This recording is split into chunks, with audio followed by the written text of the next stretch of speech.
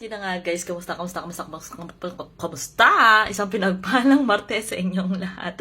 Diba? Muntikan pang mabulunan ng inyong lolang bakla. Anyway guys, syempre Martes ngayon at alam niyo na dumaan ang medianoche at marami po tayong mga ayuda, diba? Talagang marami tayong mga kaibigan na nagmamahal. Anyway guys, eto na po yung pagkain ng medianoche. Imagine, meron tayong palabok here. Mga galing sa mga pinagpalang kamay. At may kasaba cake tayo dyan.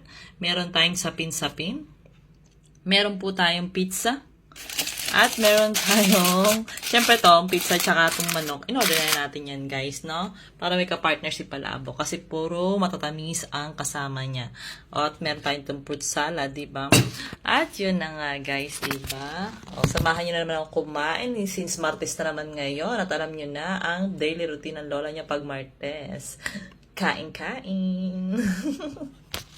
Salamat kayo sa inyo panonood. God bless us all. Let's eat together.